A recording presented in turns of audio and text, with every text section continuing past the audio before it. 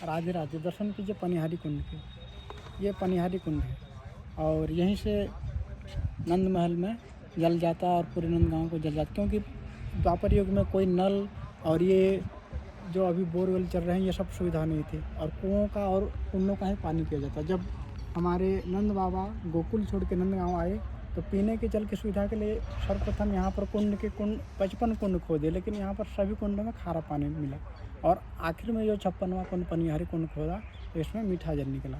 और यहीं से फिर जसोदा माता और नंदगांव की सारी गोपियाँ पीने को, रसोई को और नंदलाला के जितनी भी नहाने धोने की सब यहीं से जल जाता। और उसके बाद ये कुंड देख रहे हैं, ये बगल में देख रहे हैं, ये गोपी कुआँ है।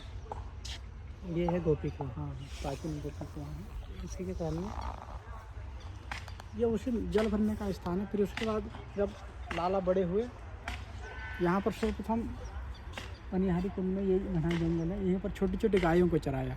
अच्छा, अभी आप चरण पहाड़ी दर्शन करके आए होंगे। चरण पहाड़ी कहाँ रह गई? पीछे? ये पीछे रह गए। अच्छा, यहाँ अच्छा। पर दर्शन करेंगे, नंदलाला के ऐसे हाँ। चरण के चिन्ह है जी। तो दिन भर यहाँ पर सर्वप्रथम गाय चराई और शाम को चरण पहाड़ी में अपनी मुरली बजाई। और मुरली बजाते ही ये जो पर्वत है, नंदगांव का पर्वत दिख रहा है, नंदीश्वर पर्वत है, भोले बाबा के स्वरूप में। भोले बाबा अर्थात आशुतोष, जो जल्दी प्रसन्न हो जाते हैं। तो मुरली सुन के, और उसके बाद भोले बाबा परम वैष्णव भी हैं, ठाकुर जी की मुरली सुन के वो जल्दी प्रसन्न हो गए और मोम की तरफ पिघल गए। उसमें हमारे नंदलाला के चरण चिन्ह अंकित हो गए। आप आगे चरण पहाड़ी में जाके दर्शन करोगे। और उसके बाद ठाकुर जब और थोड़े बड़े हो गए तो जब बरसाने रास पर चढ़ जाते तो नंदगांव से पहले यहाँ आते, और ये सब देख रहे हैं, यहाँ पर उनकी पुष्प वाटिका होती और इन्हीं पुष्प वाटिकाओं में से पुष्प चुने जाते और उन्हीं पुष्पों का पहले पर श्रृंगार होता, और यहीं से श्रृंगार करके फिर यहीं से सीधे चले जाएंगे तो आपको बरसाना नज़दीक पड़ेगा। आप ऐसे घूम के जाएंगे तो सड़क बहुत दूर पड़ेगा। कम से कम 8 किलोमीटर पड़ेगा। ऐसे सीधे चले जाएंगे तो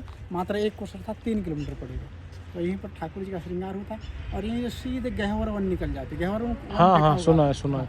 यहीं से सीधे नज़दीक पड़ता। फिर वहीं पर शाम के समय रास होता। और नंद महल आपने दर्शन करे अभी? करे। नंद महल में कृष्ण बलराम का स्वरूप कैसा है बताओ? बढ़िया है। यहाँ पर दोनों मुरली बजाती हैं। हाँ, दोनों का रंग काला है। हाँ, बाकी जगह हमारे दाऊ भैया गोरे होते हैं और वो हलधारी हैं, वो मुरली नहीं बजाते। हाँ, दोनों मुरली से दिखे थे, मैंने मुरली हाँ, देखे हुए। दोनों का स्वरूप समान है। तो वो लीला भी यहीं से जुड़ी हुई है। जब यहाँ पर गाय चरा रहे थे कृष्ण बलराम दोनों भाई, तो यहीं पर दाऊ भैया बड़े हैं, कृष्ण हमारे छोटे हैं, तो उनसे ऐसे वो होती खिजाना कहते हैं, जैसे चिढ़ाना। हाँ। तो दाऊ भैया उनको चिढ़ाते तो कारो है, तुमको नंद बाबा ने मोल लेके आए हैं, अर्थात बाजार से खरीद के लाए हैं। तो वही फिर ठाकुर जी को ज़्यादा लग गई, रोते रोते गए जसोदा माता से शिकायत कर, कहा कि दाऊ भैया मुझे खिजा रहे हैं, अर्थात चिढ़ा रहे हैं, मुझे कारो कारो कह रहे हैं, मुझे कह रहे हैं कि तुमको मोल लेकर आएगा। तो हमारे कुल का नहीं है, हमारे कुल में बाबा गोरा, मैया गोरी, मैं गोरा, तुम कैसे कारो, इसलिए तुम हमारे कुल के नहीं हो, वंश के नहीं हो, तुमको बाजार से खरीद के लाया गया है। फिर जसोदा माता शिकायत करी, फिर जसोदा माता और नंद बाबा में इसी बीच में कहा सुनी हुई। फिर उन्होंने निर्णय लिया कि चलो आज पनिहारी कुंड में तुम दोनों का दंगल होगा, कृष्ण और बलराम का, और उसमें फिर जो जीत आ जाएगा उसकी बात मानी जाएगी। अर्थात जैसे बलराम जी जीत जाते हैं तो कृष्ण जी उनकी सेवा करते, और अगर कृष्ण जीत जाते तो बलराम जी उनकी सेवा करते, मानो उनकी ऐसी कोई कहा सुनी नहीं होती। फिर यहीं पर पूरे नंद बाबा आए और हमारी जसोदा माता और नंदगांव के पूरे ब्रजवासी आए। हमारे नंद बाबा और बलराम जी एक पक्ष में हुए और हमारे जसोदा माता, गोपियाँ और ये कृष्ण के पक्ष में हुए। और यहीं पर उनका कुंड के बगल में उनका दंगल है, अभी भी प्राचीन दंगल है, वहीं पर अभी भी बना हुआ है। हाँ, वहीं पर शाम के समय दंगल हुई। और दंगल में कभी कृष्ण बलराम को और कभी बलराम कृष्ण को टक्कर नहीं दे रहे हैं, ना कोई हारा ना कोई जीता। ये कम से कम कई घंटों तक चली। फिर जसोदा माता ने फिर जाके दोनों को गले लगा लिया, कहा कि अब कोई ना हारा ना कोई जीता, मेरे लिए आज से तुम दोनों बराबर हो, और दोनों ही काले रंग के होगे और ना कोई गोरा होगा, और यहाँ पर दोनों ही मेरे लिए मुरली बजाओगी। और वहाँ पर कहा कि कलवा और बलवा तुम दोनों मेरे लिए समान हो। और उन्होंने जसोदा माता दोनों को पटका पहनाया, जो विजय पटका होता है, यहीं पर पटका पहनाया। तो नंदगांव में ऐसे कोई भी आता है तो उनको पटका पहना के आज भी स्वागत करा जाता है।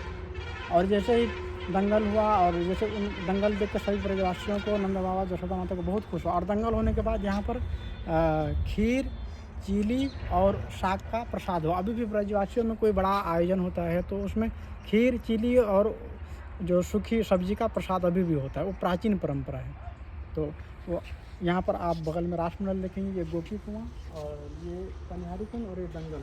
ये पनिहारी कुंड है, वहाँ पे दंगल है जहाँ पे कृष्ण और बलराम जी की कुश्ती हुई थी। और यहाँ पे ये गोपी कुआं है, आप देख सकते हैं। यहाँ पे गोपियाँ पानी भरती थी, प्राचीन कुआं है। तो बाकी ये कुछ कहानी थी पनिहारी कुंड की। और पनिहारी कुंड है दोस्तों नंदगांव के अंदर, आप देख लेना, काफ़ी अच्छी स्टोरी बताई बाबा ने। और प्राचीन ये वही स्थान है 5000 साल पुराना। बाकी ये वीडियो आपको कैसी लगी कमेंट करके बताएं। Share this video.